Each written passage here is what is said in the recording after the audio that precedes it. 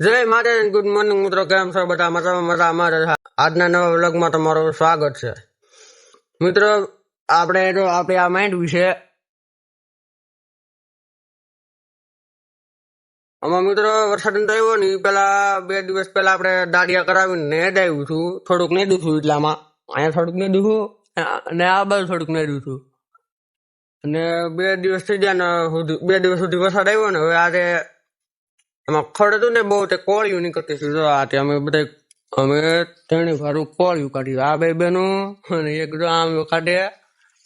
આ બે બેનું ને આંબાલાલ 3 દિનની આગાહી આપીને તો એક બેન પ્રાઇવેટમાં ભણે ને એક બેન સરકારીમાં ભણે. બધાને રજા છે. એમાંય પાછો તો રવિવાર છે એટલે પ્રાઇવેટ વાળાની રજા તો આ બે બેનોને આજે કોળિયું કાઢવા વરગાડી દીધી. બર તો બહુ મિત્રો આપણે આ માઇન્ડ વિશે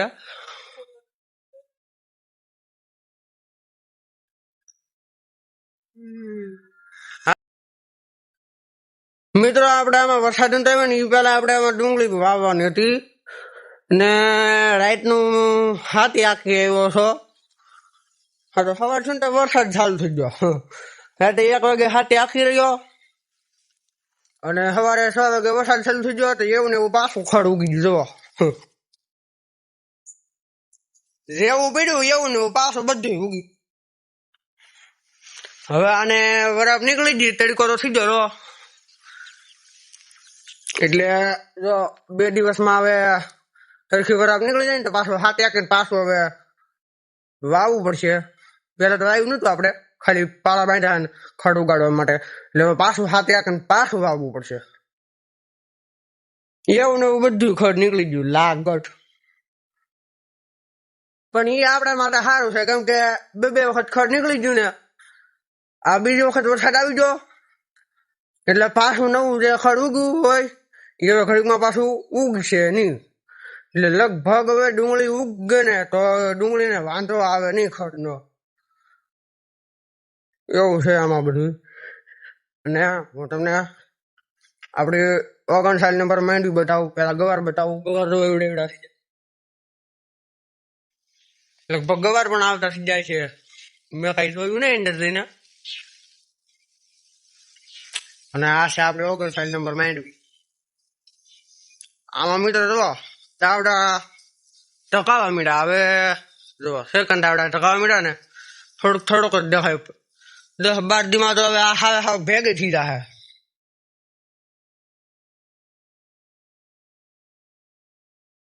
બીજી એક માંડવી તો નથી હજી એમાં ડાવડા ટકાણા. એમાં હજી 2-3 વખત બેલ્યું હાલી જાય. પણ આમાં હવે લગભગ 1 જ વખત હાલશે, પછી ડાયરેક્ટ નીકળા નાખી દેવાના એટલે વાત પતે આ માંડવીની.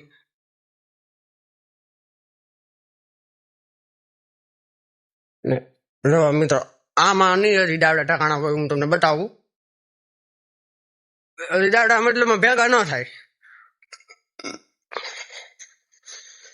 શા ભેગા છે ને ખુલ્લા થતા નહીં હજી. હવે આમ 2-3 વખત હાલી જાય બેલી, પણ આમાં ન હાલે આ માંડવીમાં. કેમ કે આ માંડવી છે ને મોટી સિટી અને આ પાછળની માંડવી છે એ બધી હજી નાની છે. 59 વહેલા હેર પાકે છે એટલે એ જલ્દીથી એનું ઝાડવું મોટું થાય ને જલ્દી વહેલા હેર પાકે. પણ મિત્રો હું છે ને અમ્મી છે ને અત્યાર સુધી સારી ભારું કોર્યું કાઢતા હતા ને પછી ઘરે જા ને ઘરે ઘડીક આટા ઘડીક માર્યા, કામ હતું તો જશા ઘરે ને પછી ના ઘડીક બેઠા ને તા વરસાદ આવી ગયો. અડધી કલાક વરસાદ બેઠો. હજી અત્યારે સાટા ચાલુ છે એટલે હવે આપણે રોંઢે કોર્યું કાઢવાની છે કેમ કે હવે ગારો થાય એવું છે. ગારો છે અત્યારે,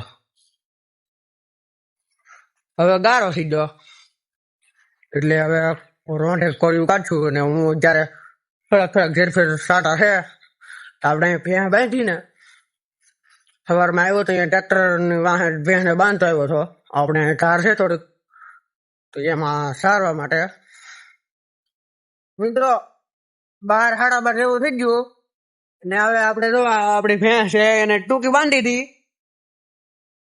આખું નાડું હતું ના છેડા બાંધેલ હતી લાંબી બધા એમાં ફરી લીધી અને હવે બપોર થઈ ગયો તો ઘરે ભાઈને પગાડી હજી અહીંયા શરદી તો આવે લગભગ ભીખી છે જો પણ ભીખી તો નથી તોય તેથી શરદી આવે જો મિત્રો હજી તો આ ગાડીને આપણે ભેંસલીને હજી તોય પાછું ભેંસલી છેડીને તો વરસાદ આવી જો આમ કઈ દેખાતું નથી એટલો વરસાદ આવે આમ તો બાટી બોલાવો પણ બાકી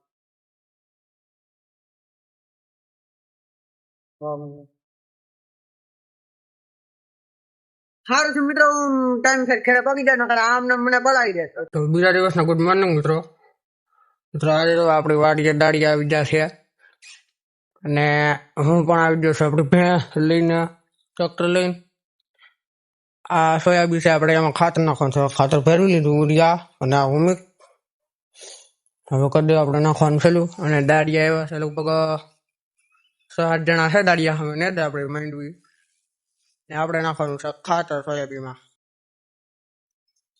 તો મિત્રો આપણે આમ સોયાબીનમાં ખાતર નાખતા હતા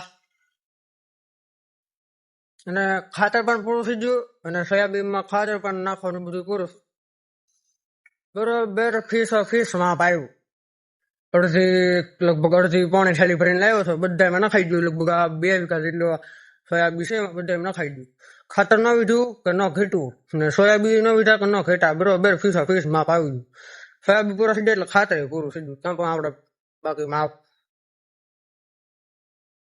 અને અમે તો દાડિયા આ હેઠેલા નડતા નડતા અમે ભેગા ત્યારે વાગ્યા છે લગભગ 10 અમે ભેગા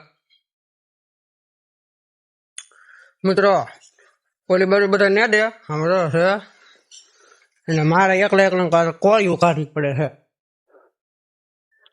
એટલે એકલાથી નીકળશે ને કોળિયું એટલી બપોર સુધી કાઢી પછી આખું વીડા છે પછી હું નેદવા વીડાય કેમ કે આખું હોય એટલે એકલાથી નીકળે નહીં એટલે આપણે આ એટલી પાણી કોળિયું એટલી છે ને એટલી બધી કાઢી નાખવાની છે મિત્રમાં જોવા તો ખરાબ કેટલું ખોડી છે લાગત કોળિયું છે આમાં તો આમાં કેટલું છે જો એવી કઈ જગ્યાની એક ધારી એક લાગત હશે ને આ ખોડ છે કે નહીં બાકી ઘરના નેદી તો પૂરું પડે જ નહીં હા પડું 10 વીઘાનું છે ઘડીકમાં નેદાય નહીં દાડિયા કરીને તો માંડ નેદાય રહી ને આ પડું દર વર્ષે કોળિયું એમને કઢાવે એ વખત એજમાં કર્યા થતી એમાં એજમાં તો કઈ છે નહીં પણ તોય ખડની કોળિયું કાઢવી પડી પોર માંડવી કરી પોર એટલું બધું ખડતું ને ઓણ માં પાસે માંડવી કરી ઓણે એટલું બધું ખડ છે ખડ ખૂટતું જ નથી ખડ આવતું ચાલી છે કોને ખબર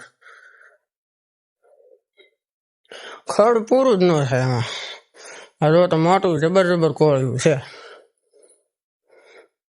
બીજા આપડા બધા કટકામાં હાવ ઓછું ખડ છે એક અમુક કટકામાં તો ખડ હાવ છે જ નહીં પણ આ 10 વીઘાનું પડવું છે મોટું એમાં જ બહુ ખડ છે મિત્રો આપણે ના દાડિયા છે એ આવ્યા થા 8 વાગે દાડિયા આવ્યા થા અત્યારે 11:30 થયા આ હેઠેથી પેલા હેઠે પગવા મને 3 કલાકનો સમય લાગ્યો ખડ કેટલું છે તમે વિચાર કરો અને પાછા બહારના દાડિયા નથી બહારના દાડિયા હોય ને તો એને તો 4 કલાક લાગી જાય આ તો અહીંયા અડધે કલાક હતા ને એ બધા લોકો છે દાડિયા એટલે નકર તો બહારના દાડિયા હોય ને બોલેરાના તો 4 કલાક તો પૂરેપૂરી લાગી જાય પણ આવડા 3.5 કલાકમાં હેઠે પગાર લીધા રાપા જો પગી જાય હેઠે અને બીજું રાપો લઈ લીધું મિત્રો 12:30 ગયા દાડિયાથી ને સગડી નડે અને જો આપડા કવૈતલો ઉપર આવ્યો ઘણો ખરો 2-3 વર્ષ હારા થઈ ગયા એમાં ઘણો ખરો ઉપર આવી ગયો ને મિત્રો બપોર થઈ ગયા ને આજનો વ્લોગ આપણે અહીંયા પૂરો કરી વ્લોગ ગમ્યો તો લાઈક શેર અને ચેનલને સબસ્ક્રાઈબ કરતા જજો જય માતાજી